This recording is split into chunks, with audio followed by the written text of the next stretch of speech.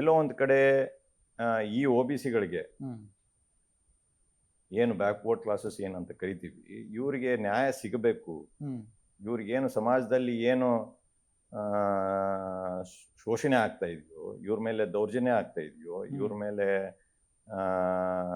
ಏನು ಯಾವ ರೀತಿ ಸಮಾನತೆ ಸಮಾಜದಲ್ಲಿ ಸಿಗ್ತಾ ಇಲ್ಲ, ಸ್ಥಾನಮಾನಗಳಾಗಿರ್ಬೋದು, ನಿಮಗೆ ಅವ್ರಿಗೊಂದು ವಿದ್ಯಾಭ್ಯಾಸ ಇರ್ಬೋದು, ಅವ್ರೊಂದು ಏನು ನಾವು ಇವತ್ತು ಮತ್ತೆ ಏನು ಸಾಮಾಜಿಕ, ಶೈಕ್ಷಣಿಕ ಮತ್ತೆ ಆರ್ಥಿಕ ಒಂದು ಸಮಾನತೆ ಸಿಗ್ಬೇಕಾಗಿತ್ತು.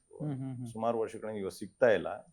ಇವ್ರ ಹಕ್ಕುಗಳಿಗೋಸ್ಕರ ನಾವು ಹೋರಾಟ ಮಾಡ್ಬೇಕಂತೇಳಿ ಮನೆ ಮುಖ್ಯಮಂತ್ರಿಗಳು ಹೇಳ್ತಾ ಇದ್ರು. ಅವರೊಂದು ನಾಯಕತ್ವದಲ್ಲಿ, ಉಪಮುಖ್ಯಮಂತ್ರಿಗಳಾದಂಥ ಡಿ ಕೆ ಶಿವಕುಮಾರ್ ಅವರ ನಾಯಕತ್ವದಲ್ಲಿ ಇಡೀ ಪಕ್ಷ ಇವತ್ತು ಎಲ್ಲರೂ ಸಂಘಟನೆ ಮಾಡಿ ಇವತ್ತು OBCಯನ್ನ ನಾವು ಗಟ್ಟಿಯಾಗಿ ಕಟ್ಟಬೇಕು.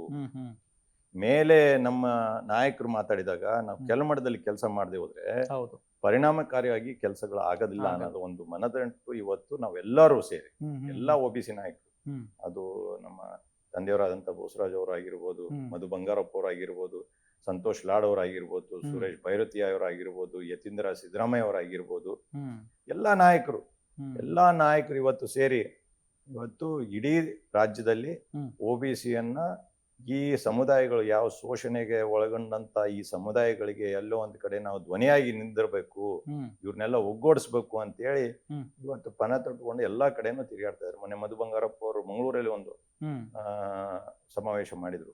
ಸಮಾವೇಶ ಅಂದ್ರೆ ಇದು ಒಂದು ಸಂವಾದ ಮಾಡಿದ್ರು, ಎಲ್ಲಾರನ್ನೂ ಕರೆಸಿ. ಅದೇ ರೀತಿ ಇಡೀ ರಾಜ್ಯದಲ್ಲಿ ಆಗ್ತಾ ಇದೆ, ಬಲಿಷ್ಠವಾಗಿ ಆಗ್ತಾ ಇದೆ. ಅಂದ್ರೆ ಮೂಲವಾಗಿ ಏನನ್ನ ಬಯಸ್ತಾ ಇದ್ದೀರಿ ನೀವು? ಅದೇ ಈ ಒಂದು ಸಮೀಕ್ಷೆ ಆಗ್ತಾ ಇದೆ ಇವತ್ತು. ಏನು ಸಮುದಾಯಗಳು, ಬೇರೆ ಬೇರೆ ಸಮುದಾಯಗಳು ತಮ್ಮದೇ ಆದಂತ ಒಂದು ರೀತಿಯಲ್ಲಿ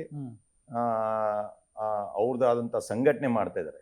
ಅದು ತಪ್ಪೇನಿಲ್ಲ, ಮಾಡ್ಬೇಕಾಗ್ತದೆ. ಪ್ರಜಾಪ್ರಭುತ್ವದಲ್ಲಿ ಪ್ರತಿಯೊಂದು ಸಮಾಜಕ್ಕೇನು ಏನ್ ಹಕ್ಕುಗಳು ಸಿಗ್ಬೇಕಾಗಿದೆ ಅವ್ರ ಆ ಹೋರಾಟವನ್ನ ಮಾಡ್ತಾ ಇದಾರೆ. ಬಟ್ ಎಲ್ಲಿ OBCಗಳಂತ ನಾವು ಕರಿತೀವಿ, ಅವರಲ್ಲಿ ಈ ಒಂದು ಐಕ್ಯತೆ ಬರ್ತಾ ಇಲ್ಲ. ಇದನ್ನ ಮಾಡ್ಬೇಕು, ಇವ್ರನ್ನೆಲ್ಲ ಯುನೈಟ್ ಮಾಡಿ ಒಂದು ಅದ್ರಾಗ ತರಬೇಕು. ತಂದು ಇವರ ಏನ್ ಹಕ್ಕುಗಳು ಏನೇ ವಂಚಿತರಾಗಿದ್ದಾರೋ, 78 ವರ್ಷ ಆಗಿದೆ ಇವತ್ತು ಸ್ವಾತಂತ್ರ್ಯ ಸಿಕ್ಕಿದ ಮೇಲೆ, ಇವತ್ತಿನವರೆಗೆ ಇವ್ರಿಗೆ ಏನು ಹಕ್ಕುಗಳು ಸಿಗ್ಬೇಕಾಗಿದೆಯೋ ಈ ದೇಶದಲ್ಲಿ ಅದು ಸಿಗ್ತಾ ಇಲ್ಲ. ಅದನ್ನ ಸಿಗ್ಬೇಕಾದ್ರೆ ನಾವೆಲ್ಲ ಒಂದಾಗ್ಬೇಕು ಅಂತೇಳಿ ಇವತ್ತೆಲ್ಲ ಕಡೆನೂ ಈ ಯಾವ ರೀತಿ ಒಂದು ನಮ್ಗೆ ಜನರಿಂದ ಏನು ಸ್ಪಂದನೆ ಸಿಗ್ತಾ ಇದೆಯೋ, ಇಲ್ಲ ಸರ್ ನೀವು ಮಾಡ್ಬೇಕು, ಇದು ಇನ್ನ ಬಲಿಷ್ಠವಾಗಿ ಮಾಡ್ಬೇಕು. ನಮ್ಮ ಇಲ್ಲಿವರೆಗೆ ಸಣ್ಣ ಸಮುದಾಯಗಳು ಇದ್ರಲ್ಲಿ ಒಂದು 25,000 50,000 ಇರೋಂಥ ಸಮುದಾಯಗಳು ಇದಾವೆ. ಯಾವತ್ತು ಅವ್ರು ಇಂಥ ಸಮುದಾಯಗಳು ಇದಾವ ಅಂತಾನು ಜನರಿಗೆ ಗೊತ್ತಿಲ್ಲ, ಸರ್ಕಾರಕ್ಕೆ ಗೊತ್ತಿಲ್ಲ. ಯಾವ ರೀತಿ ಅವ್ರಿಗೆ ಪಾಲಿಸಿ ಮಾಡ್ಬೇಕು, ಅವ್ರಿಗೆ ಏನು ಶಿಕ್ಷಣ ಸಿಗ್ತಾ ಇದೆ ಇಲ್ಲ ಅನ್ನೋದು ಗೊತ್ತಿಲ್ಲ. ಸೊ ಈ ಒಂದು ಸಮೀಕ್ಷೆ ಏನಿದೆಯೋ, ಸಾಮಾಜಿಕ, ಆರ್ಥಿಕ ಮತ್ತೆ ಶೈಕ್ಷಣಿಕ ಏನು ಸಮೀಕ್ಷೆ ಏನಿದೆಯೋ, ಇದರಿಂದ ದತ್ತಾಂಶ ಹೊರಗೆ ಬರ್ತದೆ. ಆ ದತ್ತಾಂಶನಿಂದ ನಾವು ಇವ್ರಿಗೆ ಏನು ಪಾಲಿಸಿ ಮಾಡ್ಬೋದು, ಇವ್ರು ನಿಜವಾಗೂ ಇವ್ರಿಗೆ ಏನು ಹಕ್ಕುಗಳು ಸಿಗ್ಬೇಕಾಗಿರೋ ಹಕ್ಕುಗಳು ಸಿಗ್ತಾ ಇದಾವ ಇಲ್ಲೋ ಅನ್ನೋದು ಈ ಸಮೀಕ್ಷೆದಲ್ಲಿ ಗೊತ್ತಾಗ್ಬಿಡುತ್ತೆ. 60 ಅಂಶಗಳ ಬಗ್ಗೆ ಇದರಲ್ಲಿ ಕೇಳ್ತಾ ಇದ್ದಾರೆ.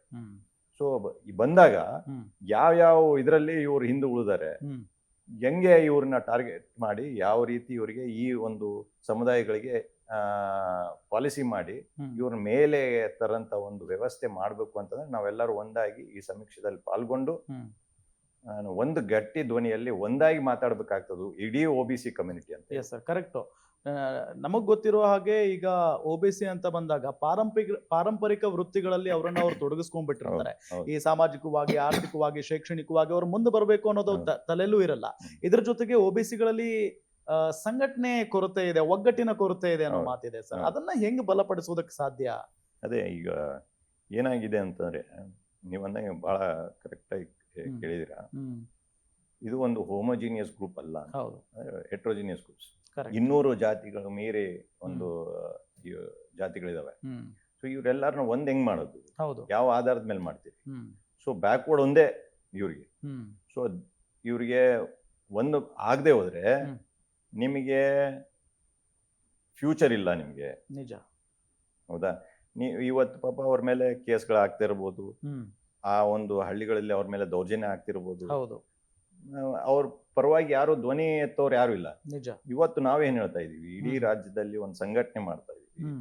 ಈ ಸಂಘಟನೆ ಮುಖಾಂತರ ಯಾವ ರೀತಿ ನೋಡ್ರಿ, ಅತ್ಯಂತ ನಮ್ಮ ಸಾವಿರಾರು ವರ್ಷಗಳಿಂದ ಯಾವ ಸಮುದಾಯಗಳಿಗೆ ಧ್ವನಿ ಇಲ್ಲದೆ ಸಮುದಾಯಗಳು, ಶೋಷಣೆಗೆ ಒಳಗೊಂಡಂತ ದಲಿತ ಸಮುದಾಯಗಳು ಏನಿದಾವೆ, ಇವತ್ತು ಬಾಬಾ ಸಾಹೇಬ್ ಅಂಬೇಡ್ಕರ್ ಅವರ ಒಂದು ಸಂವಿಧಾನ ಸಿಕ್ಕಿದ್ಮೇಲೆ ಇವತ್ತು ನಿರಂತರವಾಗಿ 50, 60, 70 ವರ್ಷದ ಹೋರಾಟ ಮುಖಾಂತರ ಇವತ್ತು ಅವರಿಗೆ ಗಟ್ಟಿ ಧ್ವನಿ ಸಿಗ್ತಾ ಇದೆ. ಇವತ್ತು ಅವ್ರ ಹಕ್ಕುಗಳವರು ಸ್ವಂತಾಗಿ ಅವರೇ ಹೋರಾಟ ಮುಖಾಂತರ ಅವರು ಇವತ್ತು ಪಡ್ಕೊಳ್ಳೋಂತ ಒಂದು ಶಕ್ತಿ ಬಂದಿದೆ. ಅದೇ ರೀತಿ ಈ ಒಂದು OBCಗಳಿಗೂ ನಾವು ಒಂದು ಸಂಘಟನೆ ಮಾಡಬೇಕು. ಸಂಘಟಕರಾಗಿ ಇವರು ಹೋರಾಟ ಮಾಡಿದ್ರೆ ಅವರಿಗೆ ಏನ್ ಹಕ್ಕುಗಳು ಸಿಗ್ಬೇಕಾಗಿದೆ ಅವ್ರು ಸಿಗ್ತವೆ ಅಂತ ನಮ್ಮ ಒಂದು ನಂಬಿಕೆ. ಹಾಗಾಗಿ ನಮ್ಮ ನಿರಂತರ ಪ್ರಯತ್ನ ಇವ್ರನ್ನೆಲ್ಲ ಒಂದ್ ಮಾಡ್ಬೇಕು. ಸೊ ಏನು ಈ ಒಂದು ಯಾವ ರೀತಿ ದಲಿತ ಸಮುದಾಯಗಳು ಒಂದಾಗಿ ತಮ್ಮ ಹಕ್ಕುಗಳಿಗೋಸ್ಕರ ಹೋರಾಟ ಮಾಡ್ತಾ ಇದ್ದೇವೆ, ಅದೇ ನಿದರ್ಶನೆ ನೀವು ಅಳವಡಿಸ್ಬೇಕು. ನೀವು ಒಗ್ಗಟ್ಟಾಗ್ಬೇಕು. ನಿಮ್ಗೆ ಏನ್ ತೊಂದರೆಗಳಾಗ್ತಾ ಇದಾವೆ ಈ ಒಂದು ಸಂಘಟನೆ ಮುಖಾಂತರ ನೀವು ನಿಮ್ ಧ್ವನಿಯಾಗಿ ನಾವು ನಿಮ್ ಜೊತೆಲಿ ನಿಂದಿರ್ತೀವಿ ಅನ್ನೋದನ್ನ ನಾವು ಹೇಳ್ತಾ ಇದ್ದೀವಿ.